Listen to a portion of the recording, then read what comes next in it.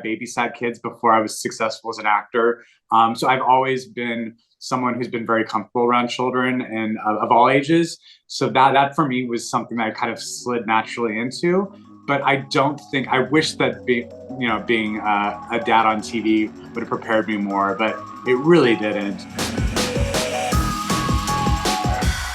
So we're huge fans over here. A few other reporters have spoken to you a few times, so I'm excited that I finally had the chance. So we'll get right into it. So let's get right into your partnership with Enfamil and your entire parenting journey. So first of all, congratulations on the partnership. And before we get into how that all came about, obviously you have a very modern family. So what type of research went into your feeding journey as you prepared for fatherhood, and how did you land on using Enfamil?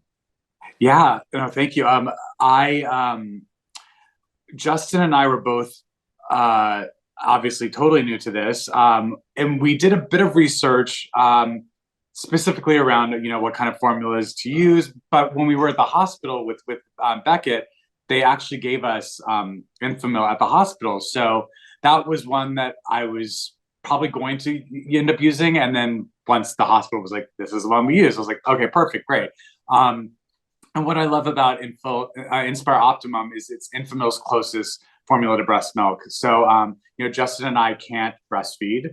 And so just knowing that we're doing as much as we can to give Sully all of the nutrients that he needs and all the vitamins he needs is really important to us. It's also the only leading brand with lactoferrin, which is something I did not know about. I was like, what is that, a drag name? No, it's like, it's like a component found in breast milk. And, when you're at the hospital for Justin and I, it was important for us to have the surrogate pump and also give us the colostrum, which is a really important part of the first feeding from breast milk. And that also is a component, that is really important. So, just getting anything that is as close to what we would be able to do if we were able to breastfeed is really important to us. So it was a no-brainer.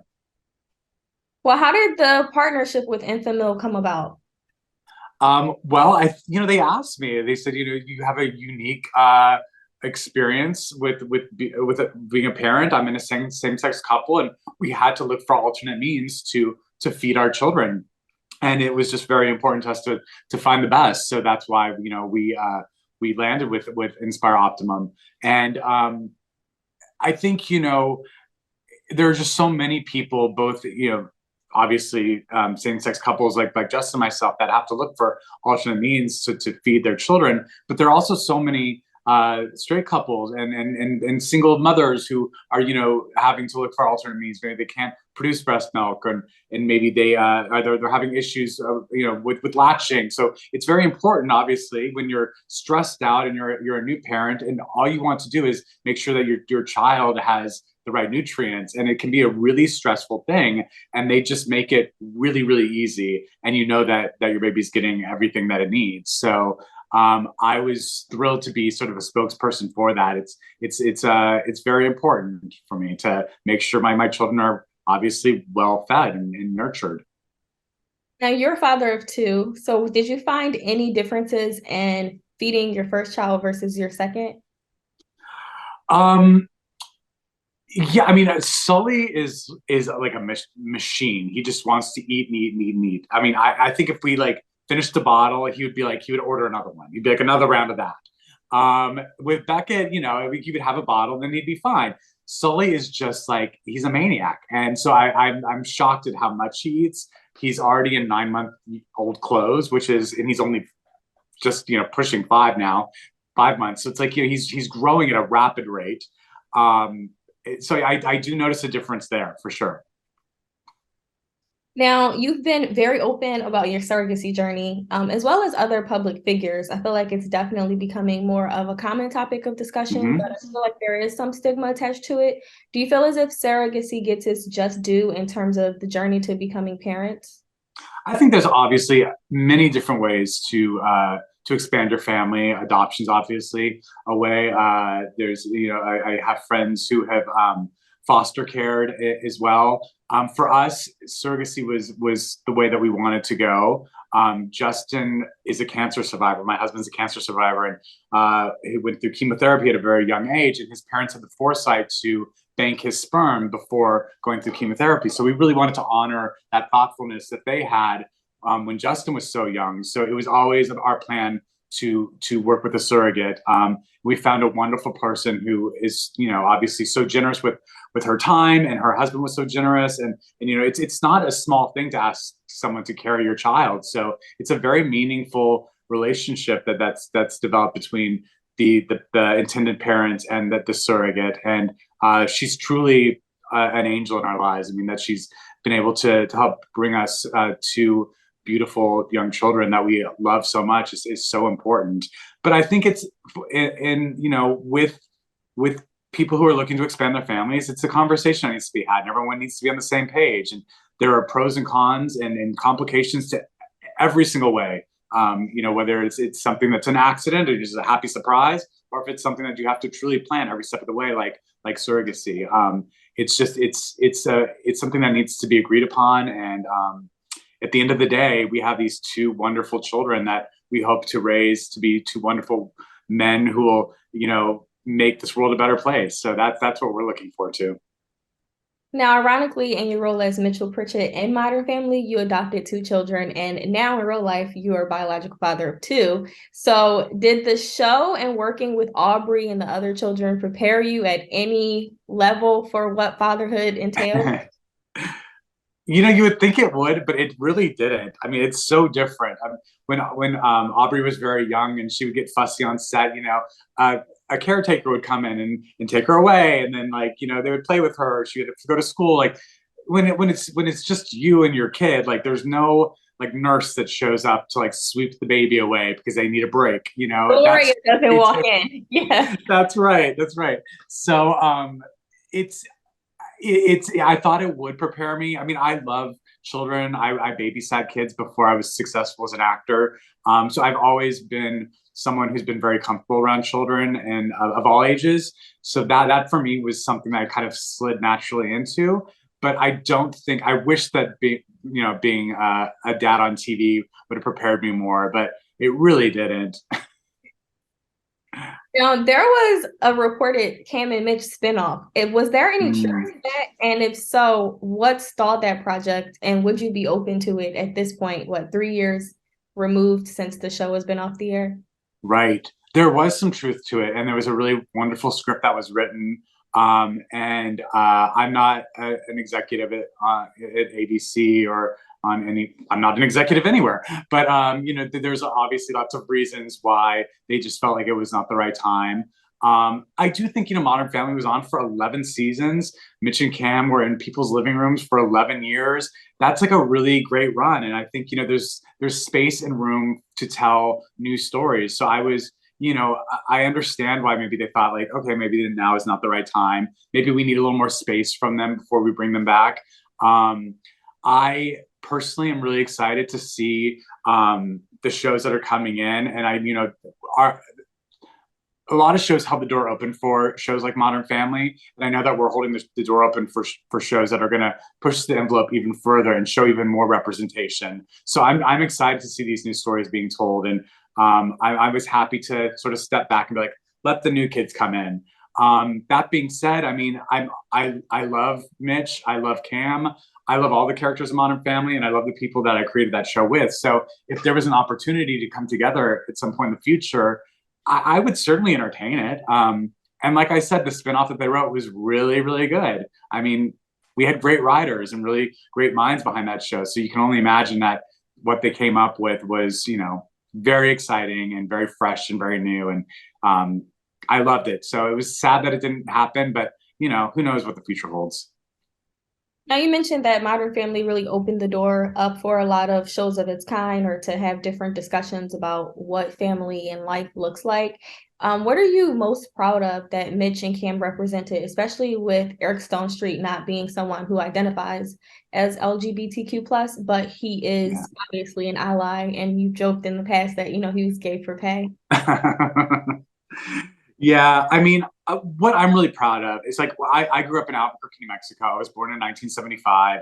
I was a closeted kid. You know, I was part of the LGBTQ community, but I didn't tell anyone, and for a long time. And I searched for representation of myself in pop culture, and I didn't see a lot of it.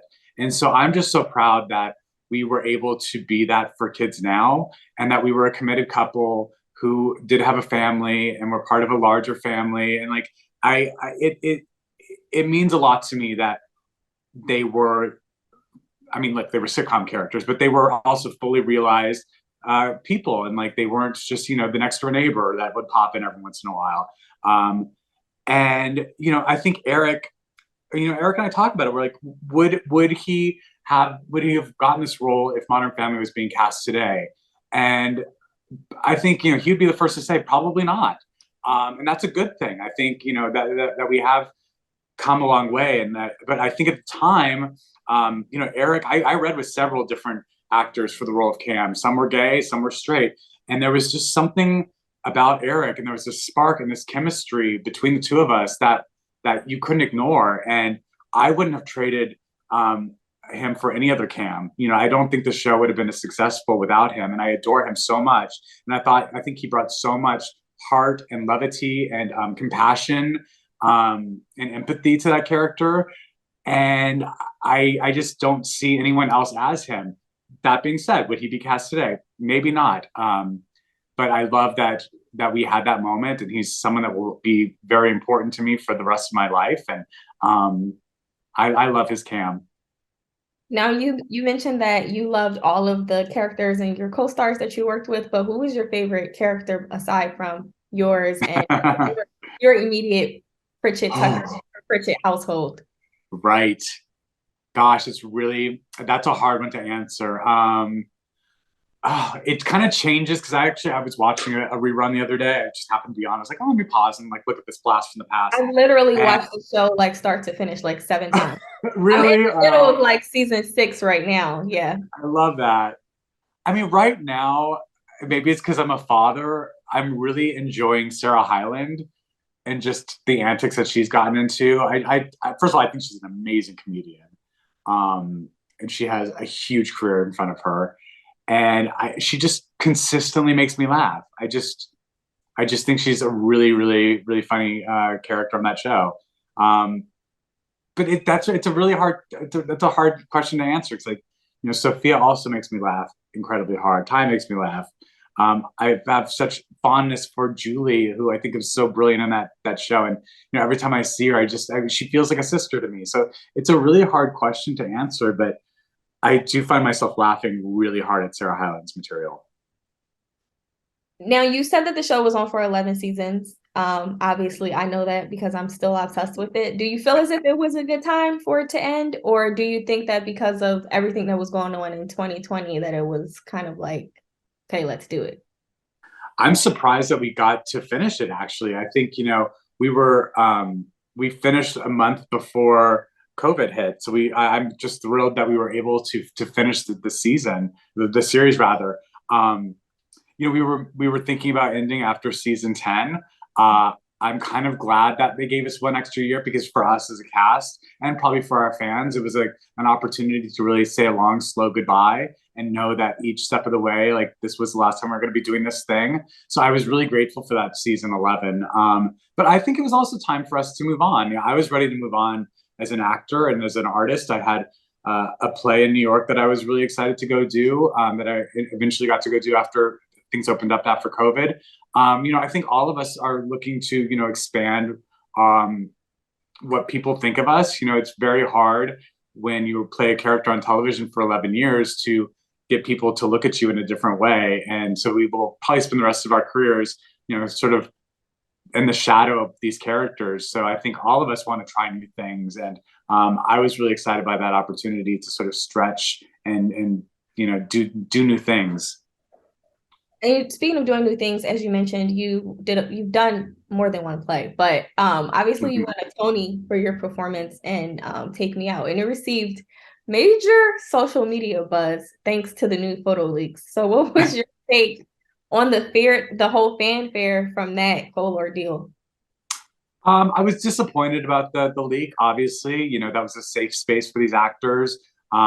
Theater is a sacred space, and I was disappointed that someone broke that trust. Um, you know, the play is the play, and it's good.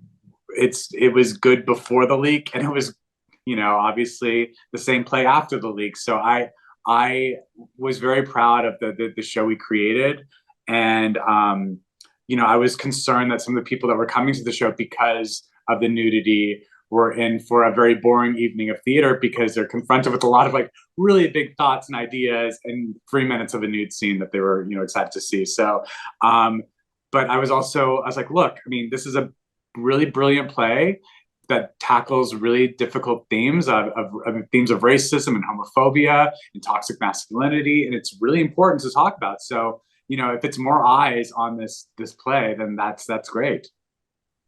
Now, just for fun, because the nude things were leaked, were you excited when you saw that there would be a nude situation in the play? And were you Well, more excited that you didn't have to be a part of it?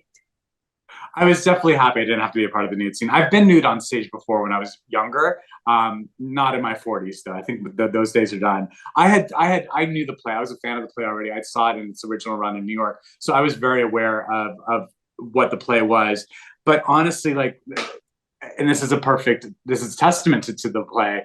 I remembered very little about the nude scenes and the shower scenes, and what I remembered was how much the play moved me, and specifically how much Dennis O'Hare, who played the role that I got to end up inheriting, moved me. So for me, it was about the great opportunity of doing this wonderful play by Richard Greenberg. And then I was like, oh yeah, there's also these like shower scenes that, you know, that's exciting too for some people. It certainly brought in a very wide array of an audience. Now, is there one that you have more of an affinity for, the stage or television and film? Um, I never envisioned myself being a film actor or a television actor. I always wanted to be a theater actor. And I love doing a film. I certainly love the reach. Like I had said earlier in this interview, like, you know, I never saw myself represented in pop culture. So the fact that I can be that for other kids, you know, as an out gay actor playing a gay father on television, that's very important to me. So that outreach you don't get doing theater because that's only for that, you know, small amount of people, 1,000 people a night. And with TV, you can reach millions of people in, you know, one night. But I do love the intimacy of theater. I love that it's this special thing that takes place in that room for that group of people, and it will never be the same. And that's just a really special, electric thing that I'll never get tired of. And now that you obviously have a lot more time because you're not filming as much, and like you said, you always dreamed of being a theater actor, but obviously your world has broadened up a little bit more. What are you looking forward to doing next? And how are you looking to continue to share your fatherhood journey with your Enfamil partnership and outside of that? A lot of celebs, when they become parents, they start these baby brands, which I appreciate because I'm an expectant mother. So I've been Oh, really into all of this stuff that's going on now. My aunt just subscribed to Honest Company's pamper and wipe subscription, so they're coming every 4 weeks. So it's always yes. interesting to see when like celebrities become parents, what they do with that, and it's like an extension of their celebrity afterward.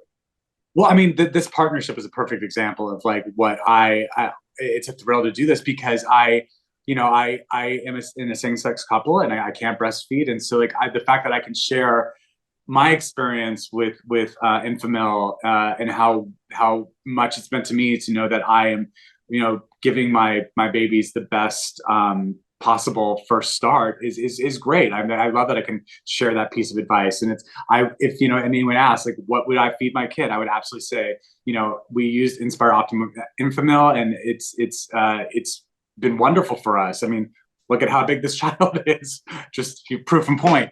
But you know, it's just very easy, and you know, you're exactly getting your children are getting the nutrients that they need. So that's very important for me. I will say you're gonna be swimming in things more than just Pampers. I mean, I it is know, astonishing. crazy. It's astonishing how many things that half of them you don't need. Some of them are great. You know, my mom's like constantly surprised that she's like, this thing never would have existed, 40 years ago. And I can't believe you get to use this thing that's making things so much easier. We had to like, put you in a car and like drive you around the block 7 times over like speed bumps, like get you to go to sleep. And now there's this like crib that will do it for you. Like it's we're very lucky that we have so many resources.